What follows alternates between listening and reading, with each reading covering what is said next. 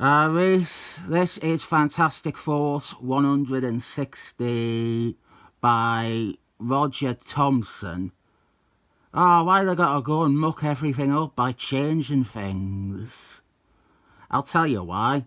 It is much easier for me to sit here and slander Roger Thompson's manager, a failed reality TV star that stalked Steve Dittman and harassed Widow Cockburn. Much easier to slander that person than it is to throw a grenade at Roger Thomas's very litigious manager who is desperate to be famous by association. This issue is titled In One World and Out the Other. Off clever title. It is by Roger Thompson and Sal Buscema, brother of John Buscema. We have the Thing, Benjamin Thing, from Fantastic Force. He is fighting a character Roger Thomas did actually create. Technically, he did create this character. It is pilfered from Edgar Rice Burroughs, but he did create this character. We have John Carter of arse, because he is a pile of shit. John Carter of arse was introduced in Avengers 75. Charlotte Witch summoned him with her powers. John Carter is a warrior and a ruler of a planet in another dimension. It's all very boring. That is also the issue that debuted the iconic blue costume for the Flash, one of my favourite Marvel characters. John Carter, one of his tricks, his only trick really, he throws javelins that are shaped like lightning bolts. The backstory is, I've already implied so, but I hate this character. He's nearly as bad as Roger Thompson's manager. The backstory is, he rules this boring planet, and the boring planet loves war. And just like Superman's own planet, it is going to die planet death because of energy depletion. And unlike Superman's own planet, it doesn't have the decency to ever die. John Carter kidnaps Charlotte Witch. He wants to use her mystical abilities to tap into energy to recharge the dying planet. Romance. There is romance somehow. That is a constant with John Carter. He is desperate to find his Princess of Arse.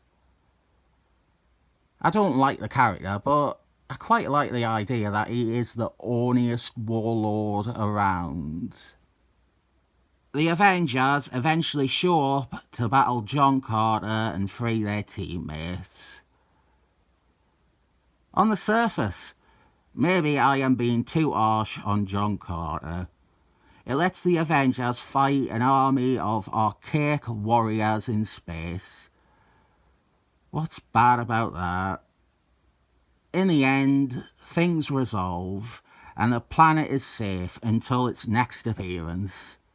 Any solution provided to extending the lifespan of John Carter's planet is only ever temporary, or will have stopped working off-panel between appearances. It is fucking annoying, frustrating, and boring. For example, here, his planet is dying again. It is dying, much like Roger Thompson will in a few years. And he will die with his legacy destroyed by a greedy vulture who controls all access to and communication with is talent. A seedy piece of shit who sees more value in exploiting Roger Thompson's always unreliable memory for any event concerning himself, and Roger Thompson's knack for inserting himself into history. I was actually going to talk about the Wolfman thing, but I did very basic research and it doesn't take any effort at all to even find out about this stuff. It's just that Martin Quaid prefers getting people to dogpile on Roger Thompson and calling Roger Thompson a disgusting scumbag. Not because of the claims of creating Wolfman, but because Roger Thompson once called him immoral and unfeeling decades ago. Right, enough of that. Roger Thompson did not create Wolfman. He is 83 years old. He has been misled and coaxed into believing he did by an actual disgusting scumbag who is abusing Roger Thompson's pre-existing self-serving delusions about his contributions to comic history. This is not to excuse Roger Thompson. Roger Thompson was always happy to take credit for things he didn't really do anything for. But he never was so bold as to take claim for something as major or something that is so very provably false. We need to do something. Someone needs to do something to overhaul the industry. Elderly comic veterans are consistently either in poverty and unrecognised, or the ones that are not fall prey to people like this. It happened with Stanley Lee, and again all people wanted to talk about was Stanley Lee's tendency to take full credit for creating characters. This same piece of shit tried to do it to Steve Dittman. He has recently signed Gary Conman, so look forward to a 180 on Gary Conman's stance on creating the Punisher in the next few years. It's a weird, staunchly indignant sidebar to take when discussing an issue of Fantastic Force that I had eyed as a quick, easy review. I'll talk about John Carter and Earth A. That was what I thought. Then, I thought I would joke about the Wolfman thing, and I did the most minimal of research, and it was clear as day that ugliness and bad actors were involved. This is it though. I won't talk about Roger Thompson and his current situation or current claims ever again, unless something dramatically occurs. Right, back to this story. John Carter is fighting Thing. And Thing is running away scared, and he's not fighting back. What's that about? We have got plenty more to discuss with John Carter's history, but here is Kerry Washington with her ever inconsistent hair colour. The Thing's blind girlfriend, but I prefer their relationship to be explained as blind woman and a seeing eye dog. She wanders into this free-for-all and she comes to the side of the defeated Thing and notices that he's acting weird. Then John Carter uses one of his magic javelins to teleport himself and the Thing away, leaving Kerry Washington with the merest of hints of a story happening. So she goes to alert the rest of Fantastic Force. She hops in a taxi, and would you believe it, it is the taxi driver from Fantastic Force Issue 1. What are the chances? What a small world. It is the taxi driver from Fantastic Force Issue 1. The same taxi driver. The one who gave Invisible Wife a lift in Fantastic Force Issue 1. What are the odds of that? Corny fucking coincidence. The taxi driver also claims that Fantastic Force Issue 1 was back in 1961. That breaking of Marvel's sliding timeline will have driven certain people insane. I'm surprised the writer hasn't retconned that this taxi driver is a time traveller with space dementia, and he's also a space pants man, because they cannot sleep at night. They cannot live in a world where a character once said a scene from Fantastic Force Issue 1 happened in 1961. Over at Fantastic Force HQ, we have Fantastic Force returning from their latest adventure. Thing included. Huh? What's going on there? Their last story took them to Unhumans Land with the Unhumans, and that is where they are coming back from.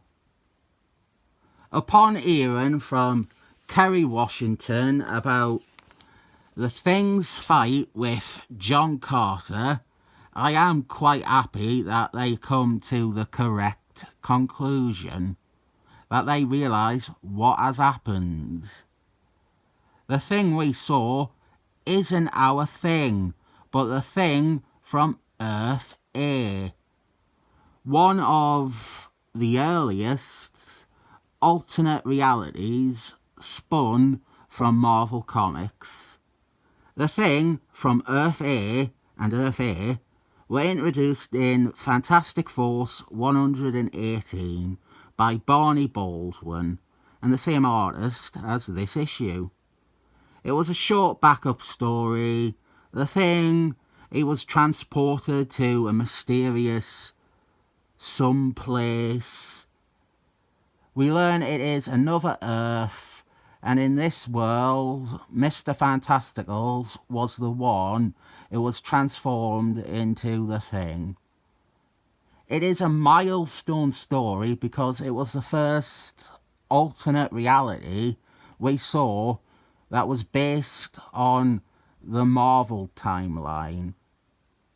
It was pre-What If. Before Earth A, any other realities were things like the Justice League's Earth, which is disconnected from Marvel's history, or they were Kronos' timeline, which is in the future. But yeah, the Thing and Mr. Fantasticals, they are very, very quick to fill in what has happened. And we have a cameo from Iris West in The Flash, one of my favourite Marvel characters. And their dog, who is definitely treated like a dog in this issue. At the same time, Fantastic Force are once again broke. They don't have any money. I don't know how it keeps happening. They keep losing their money. And now this guy wants to buy out Fantastic Force. This becomes an important part of the story. But I started talking about John Carter, and even though he's not in this issue anymore, I need to finish what I started. John Carter's second appearance came a year after his original story, Avengers 86, again by Roger Thompson. And weirdly, all the issues I have discussed so far have been by the same artists. This time, some meek praise goes out for the inciting incident being a bit different than usual. Darth Knight is investigating John Carter's planet. He fights and is beaten by John Carter, who takes aim as a prisoner. We then find that Amanda the Enchanter is now John Carter's queen. And you know this is my favourite John Carter story already. John Carter's world is a world where magic thrives. It is a world of magic rather than science. So that is what has drawn Amanda the Enchanter there. The Avengers show up. I don't know why they want to ruin Amanda the Enchanter finally being a queen.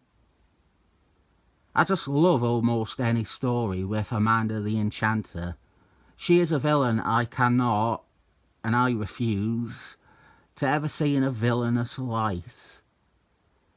In the end, she is chased off, and Darth Knight gets to triumph against John Carter. Simple storytelling 101. Decent stuff. This story is John Carter's next chronological appearance after that. So far, all of his stories had been written by Roger Thompson.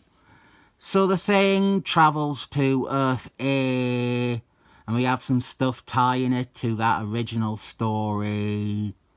A bunch of robots. That reality's Thing, Mr. Fantasticals. He built a lot of robots. That is in the ad story. I didn't mention them because they weren't important. He also finds that reality's Benjamin Thing, who is married to Invisible Wife. They became a couple and they got married in Earth A because Mr. Fantasticals became the Thing. I consider this fighting robots shit to be the weakest part of this storyline. It is distinctly action for action's sake in an issue where I think the fight with John Carter had already delivered enough action for a reader. John Carter's next stories after this start including different writers. First we have Uncanny Excellent Men, Christopher Clairvoyant and Jorge Perez. It is an annual 3. You'll never guess, but Christopher Clairvoyant, as John Carter, wants to marry Storm because Storm is the only one who can re-energize his planet with her amazing muty powers that defy all science. Here is John Carter by Jorge Perez. Jorge Perez looking incredibly like Jason Bourne.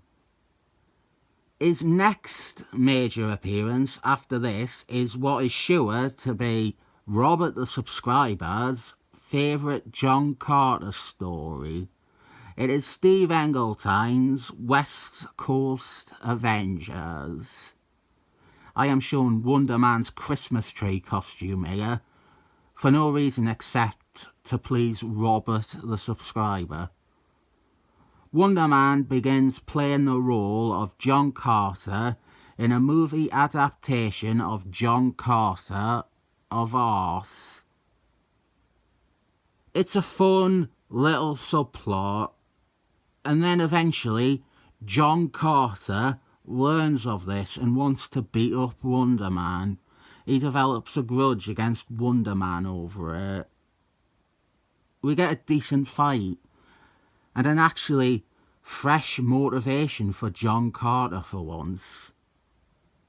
You might be shocked to hear me talk somewhat positively about a Steve Engletine's story, but that is the true frustration with bad comics. You can have terrible writers and terrible runs, and there are moments, there are random issues or subplots that are good, and they make the bad seem even worse. For example, that story is sharing pages with rubbish about Mockiebird's rape, and that is woeful. In the end, John Carter is convinced by Wonder Man that the movies are paying tribute to him, that they are honouring him, and that he will personally ensure future movies do not belittle John Carter's legacy. After that, he fights Doctor Strange in Acts of Vegans. It's here where you'll notice my memory of details sharply decline. A bit like Roger Thompson's memories of creating characters. He writes that, as well as West Coast Avengers 75, which was a big team-up with the Avengers and Fantastic Force, that should be so much better than it is. John Carter takes off the character's captive and makes them fight on his behalf against Deja Thoris, who he is at war with, and who has the other half of the characters on her side. It is a big war with two great superhero teams in the middle. It really should be better than it is.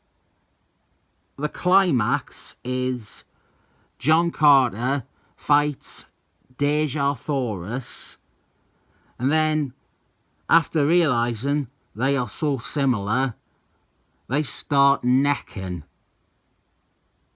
This will be a pairing they stick with for a while at least.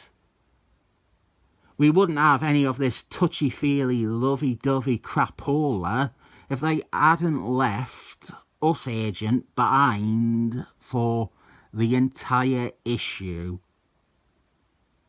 Next appearance comes in Avengers 357, 358 and 359. Bob Patrick Harris and Steve Epstein. Once again, there is some boring, samey threat to John Carter's planet. The Avengers have to save it. All I remember is Hercules Man really does demolish John Carter, and it is Hercules Man without his beards. Imagine being beaten by Samson after Delilah cut his hair off. Then the end as Big Barda murder someone in cold blood, and there is no fallout or continuation of that development. John Carter is in the Flashes series, the first story in that, in 1997. He is the villain for that. Don't remember it. He is also in Jeremy Ordinary's fill-in arc on Avengers. The Arkon crew invade his planet. And I think Captain Marvel's, the real one, Monica Rambeau, she is the big energy resource this time around. I am sure Kurt Busey used him loads. Total Kurt Busey character. Further proof of me and him being polar opposites. In this, we have Captain Marbles, the real one, Marvel. He has a battle with Nitrous Brio, and Twinkies are the answer. And then on Earth A, the Thing discovers from his alternate counterpart that this reality's Mr. Fantasticals sold out to a company called Interrelated Technocracies. Whereas over in the main reality, Mr. Fantasticals officially sells Fantastic Force and his inventions to Interlocking Technologies. Ooh, it's a conspiracy, it is. When you get down to it, I think this is a pretty decent story arc, and this issue is for the most part exciting. I think it is quite ambitious for the time, and it has the most unique use of John Carter reverse that Roger Thompson ever put to paper. He's quite villainous in this. None of that lovey-dovey shit. Us agent would be proud of him. I'll give this 7 thumbs up. And Roger Thompson's manager, the middle finger. Oh, that's rebellious, isn't it?